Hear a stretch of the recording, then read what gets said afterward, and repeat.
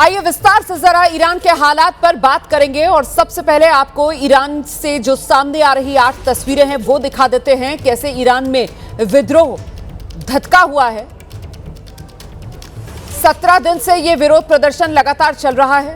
2500 से ज्यादा लोगों की मौत का आंकड़ा अभी तक सरकारी दावा है ये जो सामने आ रहा है, और जो गैर सरकारी दावे हैं उसमें तो मरने वालों की आंकड़े को करीब 12,000 तक बताया जा रहा है। और ऐसे में प्रदर्शनकारियों के संग ट्रंप हैं। बार बार डोनाल्ड ट्रंप की तरफ से भरोसा ईरान में प्रदर्शन कर रहे लोगों को दिया जा रहा है। खामेनेई शासन के अंत की घड़ी आ गई है क्या, ये सवाल हर गुजरते पल के साथ और बड़ा हो रहा है।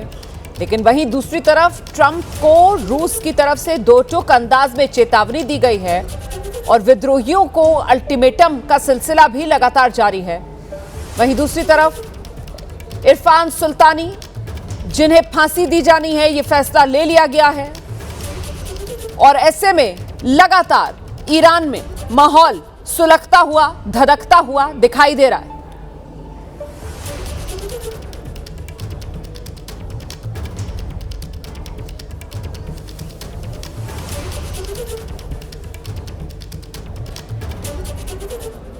तो ये 8 तस्वीरें आपने देखी और अब रुक करेंगे इस वक्त की बड़ी खबर का। ईरान में सत्ता विरोधी लहर को लगातार दबाने की कोशिश हो रही है। दावा किया जा रहा है प्रदर्शन के खिलाफ कार्रवाई में 2571 लोगों की जान चली गई है।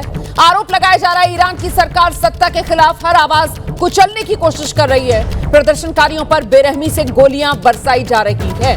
ईरान में मरने वालों का आंकड़ा बढ़ा।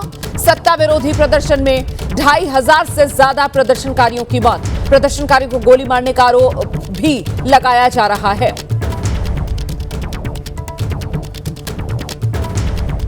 सीधे आपको लेकर चलेंगे। हमारे साथ इस वक्त हमारे सहयोगी नीरज राजपूत मौजूद हैं और साथ ही हमारे साथ दो खास मेहमान भी मौजूद हैं। पूर्व राजनयिक दीपक वोरा हमारे साथ जुड़ रहे हैं और साथ ही रिटायर्ड मेजर जनरल AK सेवात सर हमारे साथ मौजूद है, रक्षा विशेषज्ञ। बहुत स्वागत आप सभी का। मैं शुरुआत अपने सहयोगी नीरज राजपूत से करना चाहूंगी और जानते हैं जरा नीरज से फिलहाल ईरान के हालात क्या हैं।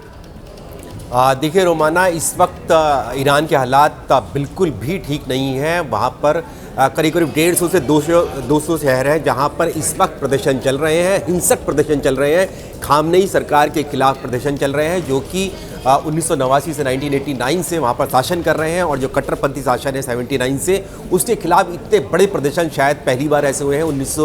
2022 में भी ऐसे प्रदर्शन हमने देखे नहीं थे कि इतने बड़े प्रदर्शन होंगे। और सिर्फ ये मांग की जा रही है कि इस वक्त जो कट्टरपंथी खामनेई सरकार है वो छोड़कर चली जाए। करीब करीब 2500 तो ये ऑफिशियल आंकड़ा है। कल 6000 आंकड़ा आया था, नॉर्वे की एक संस्था ने दिया था। इस बीच में जो डोनाल्ड ट्रंप अमेरिकी राष्ट्रपति हैं उन्होंने कहा है कि वो अपना एक्शन करने के लिए तैयार हैं, यानी कि कोई मिलिट्री एक्शन हो सकता है, जैसा कि हमने पिछले साल देखा था कि अमेरिका ने कितना बड़ा किया था। लेकिन इस बीच में ईरान के जो रक्षा मंत्री हैं उन्होंने भी साफ तौर से कहा है कि ईरान की जो सेना तैयार है, अगर उन पर हमला होता है, ईरान पर हमला होता है, तो वो भी इसके लिए जवाब देने के लिए तैयार है। आप रहिए मेरे साथ, नीरज में लौटूंगी आपके पास। इस बीच बड़ी खबर मैं आपको बता दूं, ईरान में आयतुल्लाह अली खामेनेई के खिलाफ लगातार ये प्रदर्शन जो बढ़ रहे हैं। एक तरफ खामेनेई प्रदर्शनकारियों के आगे झुकने को तैयार नहीं है, प्रदर्शन को कुचलने की कोशिश की जा रही है। दूसरी तरफ अमेरिका के राष्ट्रपति डोनाल्ड ट्रंप लगातार ईरान को धमका रहे हैं। और बड़ी खबर यह कि ईरान में आज सरकार के खिलाफ प्रदर्शन में शामिल इरफान सुल्तानी को फांसी देने की तैयारी चल रही है। इरफान सुल्तानी महज 26 साल का एक युवा है। बिना किसी ट्रायल के इरफान को फांसी दी जाएगी। गुरुवार को ईरान के फर्दीस के रहने वाले इरफान सुल्तानी की गिरफ्तारी हुई थी और अगर यह फांसी दे दी गई तो इरफान सत्ता के खिलाफ प्रदर्शन करने वाले पहले प्रदर्शनकारी होंगे जिन्हें फांसी की सजा दी जाएगी। ईरान में आज प्रदर्शनकारी को फांसी देने की तैयारी है। 26 साल के इरफान सुल्तानी को फांसी दी जाएगी। इरफान सुल्तानी को बिना मुकदमा चलाए फांसी देने की तैयारी में है ईरान। पिछले गुरुवार को इरफान सुल्तानी को गिरफ्तार किया गया था। खामेनेई के खिलाफ प्रदर्शन में शामिल हुए थे इरफान सुल्तानी। यही उनका गुनाह कि वो प्रदर्शनकारी है।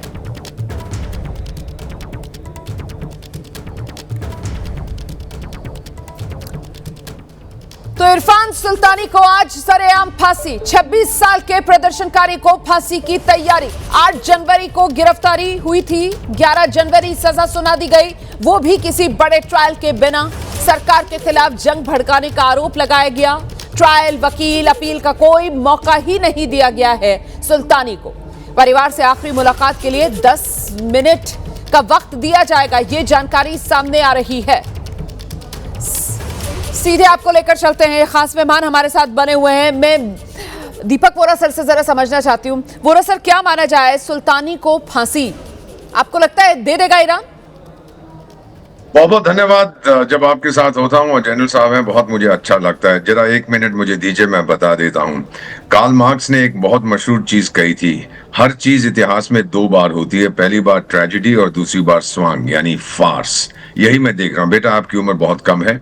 जब शाह ऑफ ईरान होता था, मैं था उस एरिया में सर, और मैंने देखा 1978-79 जब उसको दफा कर दिया था वहां से, बिल्कुल यही चीज हुई थी। हजारों प्रदर्शनकारियों को मारा था उसकी सीक्रेट पुलिस सवाक ने, वही सवाक जो आज IRGC Iranian revolutionary guard core जो बनी हुई, वही लोग, वही सिस्टम। मारो इनको। शाह बात कर सकता था, नहीं क्या, मारता गया मारता गया मारता गया, और फिर 79 में आपको मालूम है क्या हुआ, दफा हो गया वहां से। यही चीज आज मैं देख रहा हूं। बात करने की इनकी कोई मूड नहीं है, क्योंकि लोग तंग आ चुके हैं। फांसी दे मिलेगी इसको, मिलेगी, क्योंकि ये पागल हो चुकी है ये रेजिम मैम। और डोनाल्ड ट्रंप इसी चीज का इंतजार कर रहा है कि वो फिर संयुक्त राष्ट्र संघ का 2005 का रेजोल्यूशन रिस्पॉन्सिबिलिटी टू प्रोटेक्ट के अंतर्गत जाएगा अंदर मैम। जो लोग कहते हैं ईरान बड़ा शक्तिशाली है, ये है, वो कुछ नहीं। और फाइनली आपको एक चीज और बता देता हूं, खमेनी का खबर आई थी कि वो भाग गया, रूस चला गया, बीजिंग चला गया, कोई नहीं लेगा उसको। शाह को किसी ने नहीं लिया।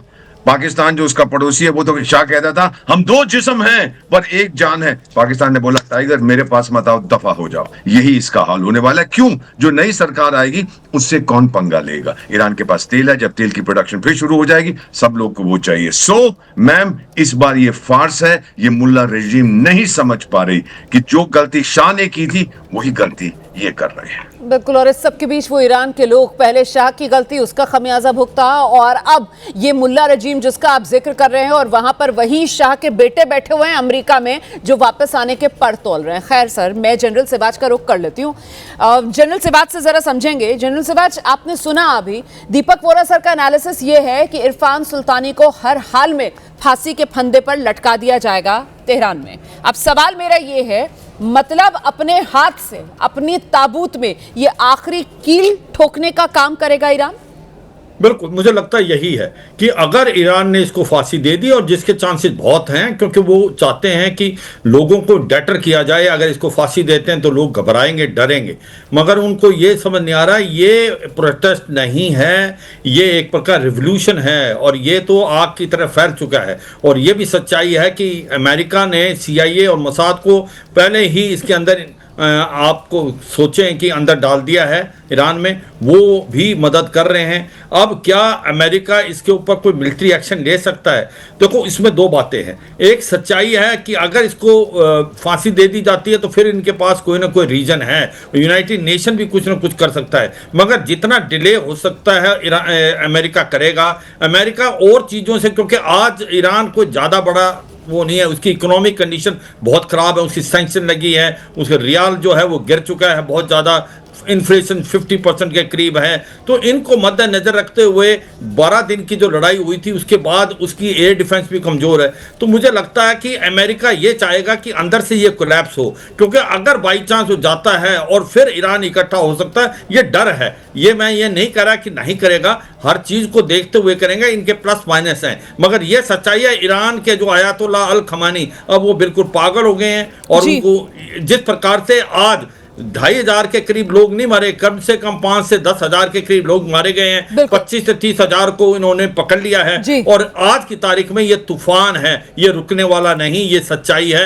आज ये एक प्रकार प्रोटेस्ट नहीं है, ये एक पर रिवॉल्यूशन है। ठीक है, इस पर और विस्तार से आगे बात करेंगे सर। देखिए, एक और बड़ी खबर, ब्रेकिंग न्यूज जरा दर्शकों को दे देते हैं। ईरान ने अगर इरफान सुल्तानी को सजाए मौत दी तो ईरान को भयानक अंजाम भुगतना होगा, इसमें तो कहीं कोई गुंजाइश बाकी नहीं है। ये तस्वीर तो बिल्कुल साफ है। ये चेतावनी ईरान को अमेरिकी राष्ट्रपति डोनाल्ड ट्रंप की तरफ से अब बड़े खुले अल्फाज में दे दी गई है। साफ तौर पर अमेरिकी राष्ट्रपति डोनाल्ड ट्रंप की तरफ से कह दिया गया है, अगर सुल्तानी को सजाए मौत दी गई तो फिर भयानक अंजाम भुगतना होगा।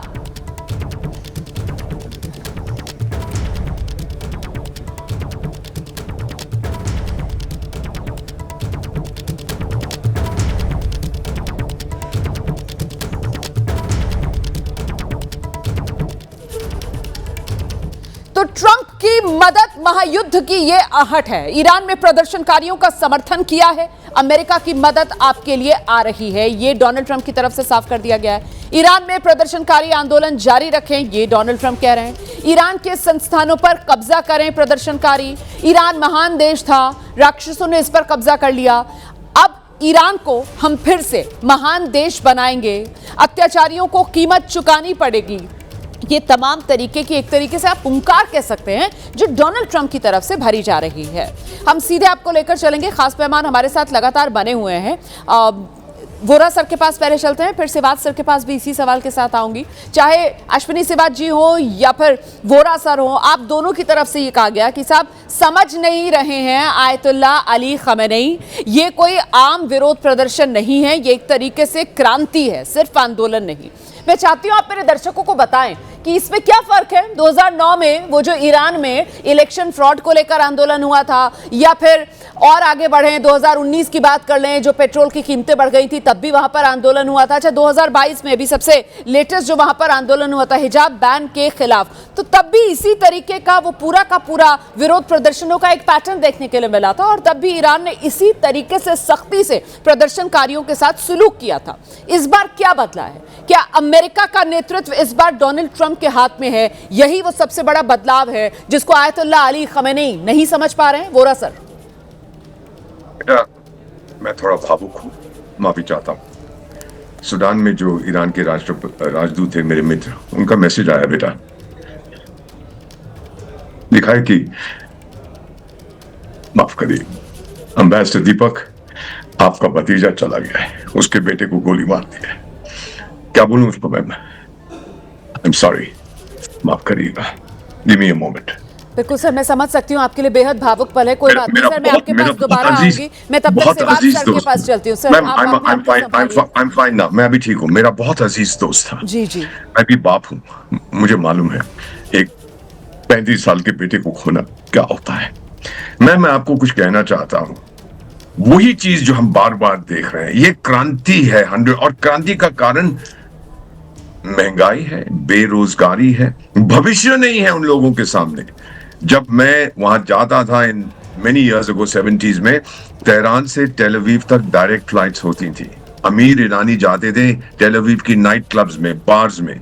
फिर आक्रोश हुआ, गुस्सा आया शाह के अगेंस्ट, और ये मुल्ला लोगों ने उस गुस्से को ट्रांसफर कर दिया अगेंस्ट अमेरिका और अगेंस्ट इजराइल। अब वही गुस्सा वापस आ गया है कि आप अभी तक हमें क्या भरते रहे हमारे पेट में, इस्लाम इस्लाम इस्लाम, रेवोल्यूशन रेवोल्यूशन। अब ये असली रेवोल्यूशन है, और इसका साथ देने वाला मैम दुनिया में एक भी नहीं है। सऊदी, टर्की, कोई नहीं आएगा। सऊदी तो भांगड़ा कर रहा है कि ईरान के इसने पर काट दिए हैं।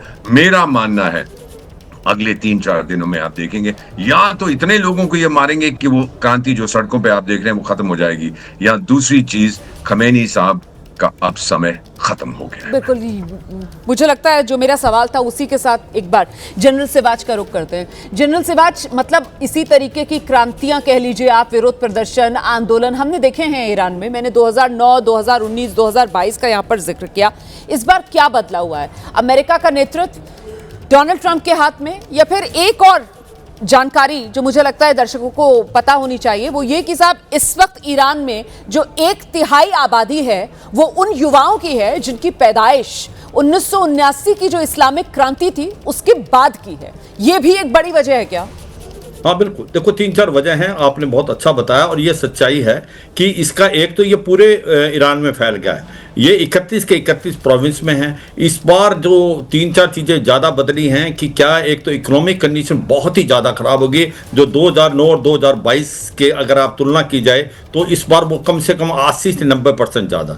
दूसरी बात यह है कि अब की बार वो कमज़ोर हो रखा है ईरान, क्योंकि ये 12 दिन के युद्ध के अंदर इसके जो प्रॉक्सी हैं, होती और हिजबुल्लाह और आपके एक प्रकार से हमास, वो भी कमज़ोर हो गए हैं। इसके अंदर सच्चाई यह है कि अब ये इतना एक्शन ले नहीं पाएंगे। अंदर से बहुत ज़्यादा बड़ी क्रांति है, ये क्रांति काफ़ी ज़्यादा है जो कि 2022 में हुई थी। दूसरा इंपॉर्टेंट चीज क्या, अमेरिका इसमें डायरेक्ट इन्वॉल्व होने की कोशिश करेगा।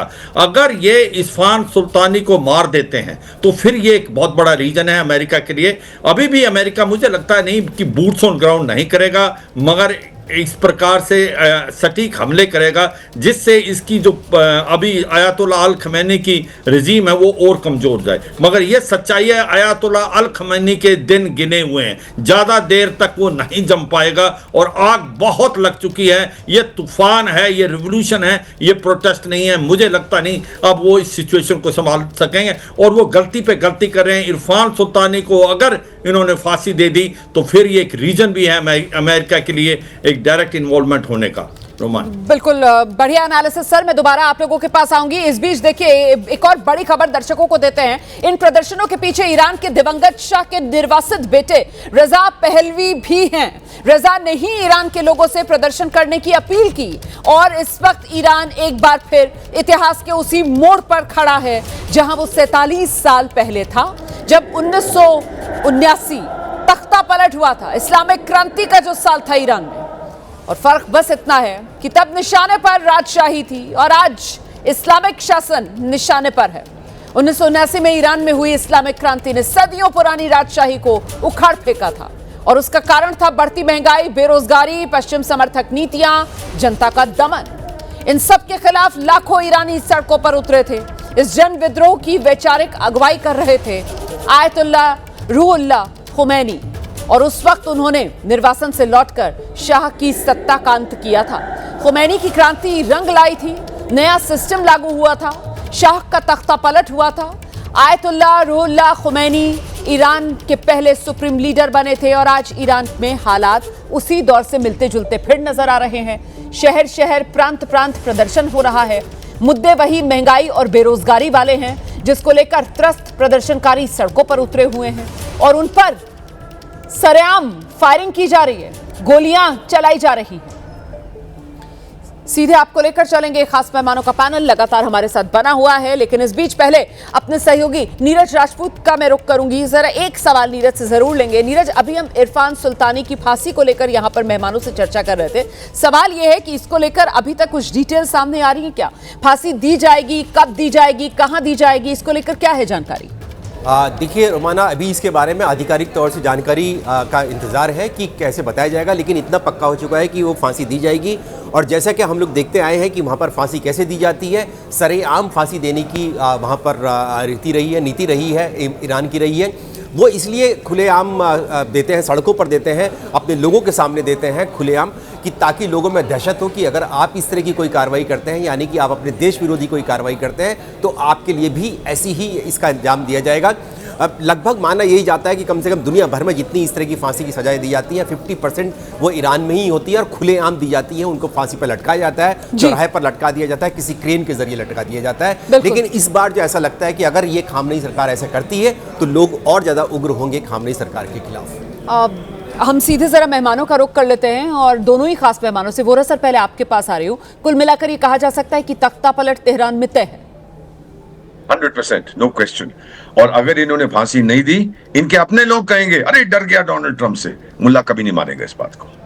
पहले अगर ये अनाउंस करते कि अभी फिर ये करेंगे, वो अलग बात है। अब ट्रंप ने जो उनको धमकी दी है, अपने सोशल मीडिया पे साफ कहा है कि करते रहो क्रांति, मैं आ रहा हूं, मदद आ रही है।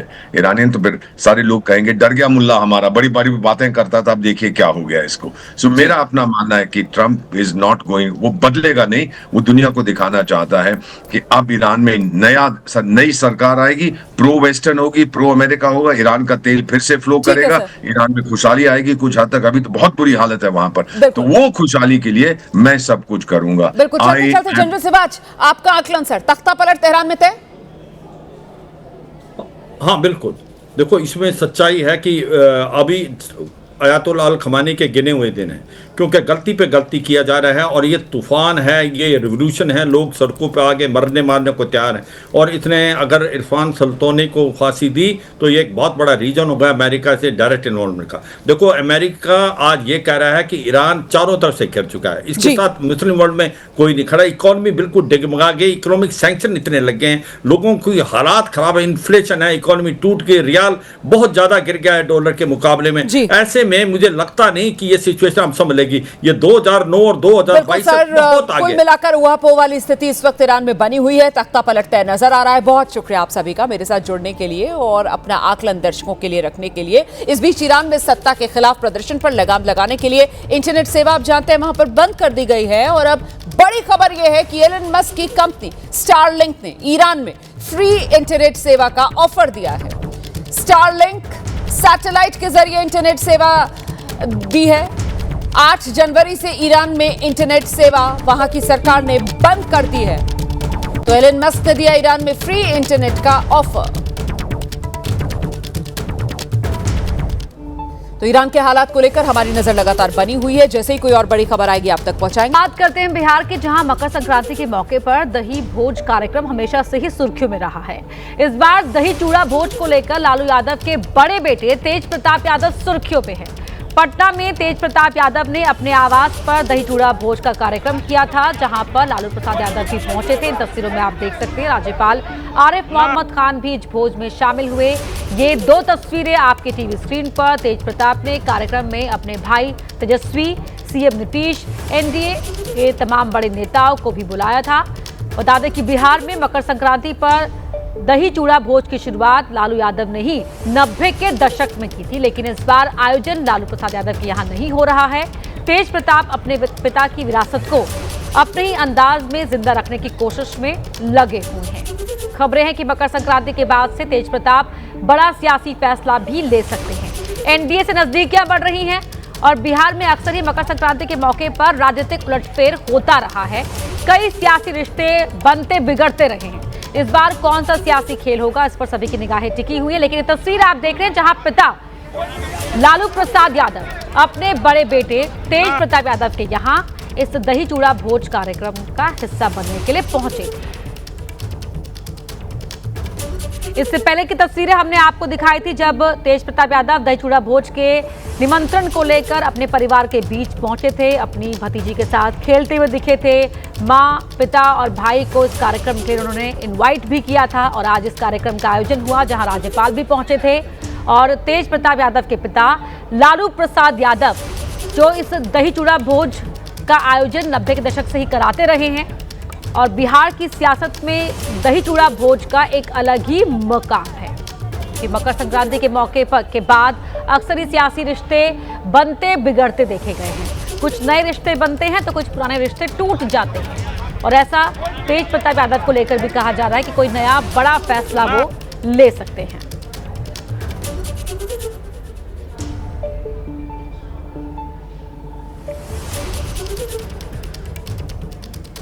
यूपी के संभल से बड़ी खबर आपको बता दें, जहां एक बार फिर प्रशासन का पीला पंजा चला है। यूपी के संभल में अतिक्रमण पर बुलडोजर एक्शन देखने को मिला है।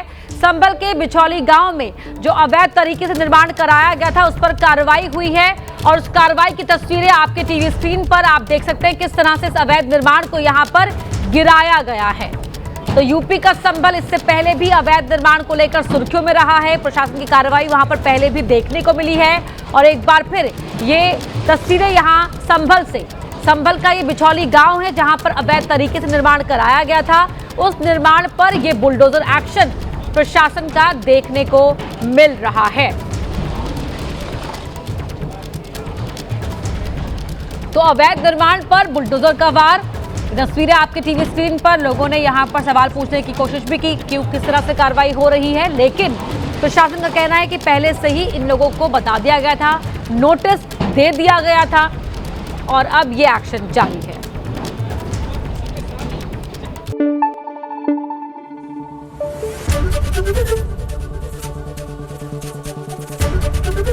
एबीपी न्यूज आपको रखे आगे।